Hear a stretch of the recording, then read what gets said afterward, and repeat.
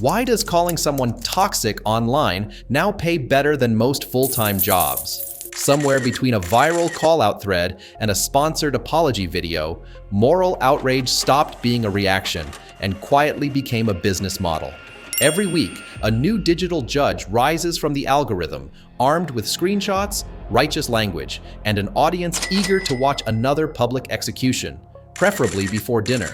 They tell us it's about accountability, about justice, about making the internet a safer place.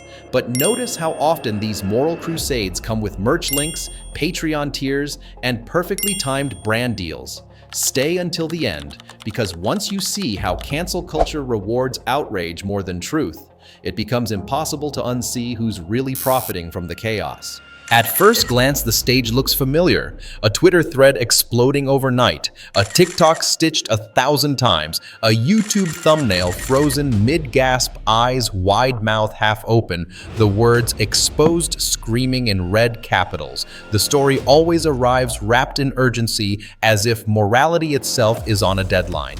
Watch now, decide now, pick a side before the algorithm moves on without you. The central figure rarely calls themselves a creator. They prefer labels that sound heavier, nobler. Commentator, educator, advocate. Sometimes just someone holding people accountable. Their feeds are clean, carefully curated. Quotes about integrity. Screenshots of supportive DMs. A pinned post reminding everyone they don't enjoy doing this, followed by a 10-tweet breakdown of why they absolutely had to. The tone is calm, disappointed, parental, the voice of someone who wants you to know they're not angry, just deeply concerned for the moral health of the internet. Around them, the crowd assembles instantly. Retweets stack like applause. Comments read like a chorus rehearsed long ago. Thank you for speaking up. This needed to be said. We need more people like you. Each response reinforces the illusion that something righteous is happening, that a wrong is being corrected in real time. It feels communal, almost therapeutic, strangers united by the comforting belief that evil is obvious and virtue can be performed in public. Meanwhile, the visual language does most of the work. Timelines are reduced to cropped screenshots, stripped of context, highlighted like crime scene evidence. Old jokes resurface as proof of character. Likes become intent. Silence becomes guilt. The accused is flattened into a symbol, a cautionary tale, a villain for the weak. Complexity doesn't trend well, and nuance has terrible click-through rates. And then there's the media echo. Blogs rewrite the thread within hours. Reaction channels line up, each promising a calm, balanced take while monetizing the outrage all the same. Podcasts schedule emergency episodes. Even brands hover quietly, watching engagement spike, deciding whether this moment is on the right side of history enough to justify a partnership. The spectacle feeds itself a perfectly oiled outrage machine, pretending to be a moral awakening. But every so often, a crack appears in the polished surface. A donation link slips into the bio. A live stream is scheduled to process everything together. A reminder that this work is emotionally exhausting, followed by a gentle nudge toward Patreon, because holding people accountable apparently doesn't pay rent on its own. The language stays soft, the aesthetic stays virtuous, yet something about the timing feels rehearsed. Because while the audience is busy deciding who deserves to be punished, someone else is quietly counting views. And that's where the story stops being about justice and starts getting interesting. Over time, the figure at the center of these storms begins to look less like a random user and more like an institution. Their audience learns the rhythm of their appearances, the cadence of their disappointment, the familiar structure of each new expose. First, a solemn introduction, then the evidence carefully framed. Finally, the verdict delivered not with anger, but with the weary authority of someone who has done this far too many times before. The mythology builds itself through repetition. They are portrayed as reluctant heroes dragged into controversy against their will. I didn't want to make this video, they say moments before making it 20 minutes long. But people deserve to know. The phrasing is always passive, as if the algorithm itself reached out and begged them to upload. Responsibility dissolves into destiny. If harm was done, they were merely the messenger. Quotes begin to circulate detached from their original context and polished into moral slogans. Silence is violence. Accountability feels like oppression to the privileged. If you're uncomfortable, that means it's working. These lines travel faster than any evidence shared across platforms like commandments. To question them is to reveal yourself as suspect. To hesitate is to side with the accused. Brands notice. Invitations follow. Panels, podcasts, speaking gigs framed around digital ethics and online responsibility. The call-out artist is no longer just reacting to culture. They are shaping it, selling themselves as proof that the internet can police itself if given the right leaders. Their past threads are reframed as early activism.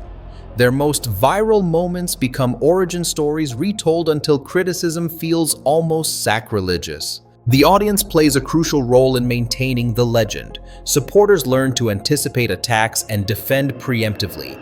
Any pushback is labeled harassment. Any attempt at nuance is dismissed as tone policing. A protective shell forms around the persona thickened by shared language and inside jokes. The creator is no longer just a person. They're a symbol of doing the right thing, and symbols don't apologize. Even contradictions are absorbed into the myth. When mistakes surface, they are reframed as growth arcs. A tearful apology video appears filmed in softer lighting, humility carefully arranged. The comments section fills with praise for vulnerability. The lesson is clear. Accountability is something you demand from others, then monetize when it finally turns toward you. And through it all, the metrics keep climbing. Subscriber counts rise. Engagement peaks. Each moral stand doubles as a career milestone. The narrative becomes self-sustaining. Outrage fuels relevance. Relevance fuels authority. Authority justifies more outrage. A closed loop disguised as progress. But legends have a weakness. They rely on selective memory. And the moment someone starts asking inconvenient questions not about the target, but about the judge, the entire structure begins to wobble. Because the story everyone knows has a second half they rarely talk about. And that's where the masks start to slip. This is usually the point where the timeline hesitates, not because the outrage has ended, but because it has begun to turn inward. Someone scrolls a little deeper, an old tweet resurfaces, a deleted video is archived, a former collaborator speaks up quietly at first, then louder when ignored. And suddenly, the person who built their platform on exposing others is standing under the same unforgiving light. The contradictions are rarely dramatic at first. They arrive as footnotes. A joke made years ago that now violates the very standards they enforce. A private message leaked showing a tone far less compassionate than their public persona. A moment where accountability looks suspiciously like personal vendetta. The dates matter here. The timelines matter, because what's being revealed isn't just hypocrisy, it's pattern. In several high-profile cases over the past few years, creators who made their names through call-outs were later accused of harassment themselves. Not metaphorical harm, direct messages, threats framed as pressure, coordinated dogpiles disguised as community action. Screenshots circulate showing how easily the language of justice can be repurposed into something uglier when it happens behind closed doors. And then there's the money. Revenue dashboards don't lie even when people do. Analytics spike precisely when scandals peak. Donation goals are met mid-drama. Live streams titled "Let's Talk" quietly break personal records. In some cases, creators openly admit they can't afford to stop covering controversies, not because the issues are unresolved, but because their audience expects blood. The algorithm doesn't reward restraint, it punishes silence. The most uncomfortable detail often goes unnoticed. Many of these figures continue to collaborate privately with people they publicly condemn. DMs stay friendly. Networking events remain polite. The outrage is for the audience, not the industry. Accountability becomes performative, something staged for views, while real consequences are carefully avoided. Careers are ruined selectively, strategically, often punching down rather than up. And when the backlash finally reaches them, the script flips instantly. The moral authority dissolves into vulnerability. This is affecting my mental health. I'm being targeted. I never asked for this level of attention. The same crowd that once cheered the takedowns is now asked to respect boundaries. The irony hangs heavy, the rules change the moment the camera turns around. Here's the detail no one likes to dwell on. Cancel culture didn't corrupt these creators, it rewarded them. It taught them exactly how far to push, which words trigger applause, which emotions convert best. It trained them to confuse being loud with being right and being followed with being moral. But this story isn't just about individual bad actors, because if it were, the cycle would have ended by now. The real question is why this system keeps producing the same characters over and over again, each convinced they're different from the last. And to answer that, you have to zoom out. What we're watching isn't a series of personal failures.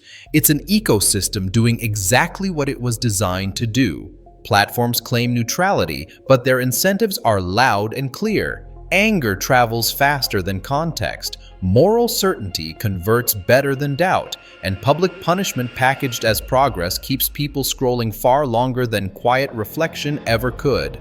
Cancel culture thrives because it offers something deeply human: clarity in a chaotic world.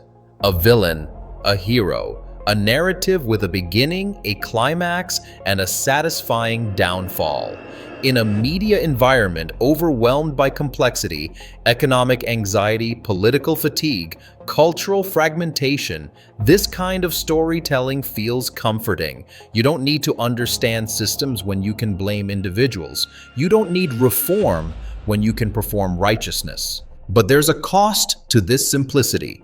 When every mistake is treated as a moral crime, growth becomes suspicious. Apologies are assumed to be manipulative. Silence is read as guilt. The result isn't accountability, it's fear. People learn to curate themselves more carefully, not behave better. They speak in safer language, hide messier thoughts, and outsource their moral judgment to whoever has the biggest platform that week. The audience isn't innocent either. We reward these spectacles with attention, shares, and validation. We say we want justice, but what we respond to is drama. We claim to care about harm, yet rarely stick around for repair. Watching someone fall is quick. Watching them change is boring. And boredom doesn't trend. This is how power quietly shifts, not to institutions but to personalities, not to laws but to vibes. A small group of highly visible voices gain the authority to decide what's acceptable, not through expertise or consistency, but through engagement metrics. They become unofficial regulators of culture, unaccountable, unchallenged, and incentivized to keep the outrage cycle alive. And maybe the most unsettling part is this: many of these creators genuinely believe in what they're doing. The system doesn't require bad intentions, it only needs people willing to confuse visibility with virtue. In that sense, cancel culture isn't a conspiracy, it's a mirror, one that reflects our appetite for punishment, our discomfort with ambiguity, and our willingness to trade understanding for the illusion of moral control. Which brings us to the final irony. A culture obsessed with calling out toxicity has built a structure that quietly produces more of it. Louder, smarter, better monetized. And once you see that pattern, the last question becomes unavoidable. In the end, cancel culture didn't teach us how to be better. It taught us how to look better while doing worse. It showed us that sounding moral is often easier and far more profitable than actually acting with integrity when no one is watching. The public executions continue not because they heal anything, but because they entertain us just enough to feel justified. The irony is almost poetic. A movement born from the desire to reduce harm has perfected the art of inflicting it at scale, then calling it progress. Accountability became content. Outrage became currency. And virtue, once something you practiced quietly, turned into something you perform loudly for strangers who will forget your name by next week. So the next time a timeline erupts, complete with screenshots, solemn threads, and a creator reminding you they don't enjoy doing this, it might be worth pausing. Not to defend the accused, not to excuse real harm, but to ask a harder question: who benefits from this moment, and why does it feel so carefully staged? Because pretending to be virtuous is cheap. Being virtuous costs something. And in an economy built on clicks, only one of those is consistently rewarded. That's the real lesson hiding behind the outrage. Not that people are flawed, we already knew that, but that the internet has learned how to turn those flaws into a renewable resource. And like any industry built on extraction, it will keep digging until there's nothing left but noise.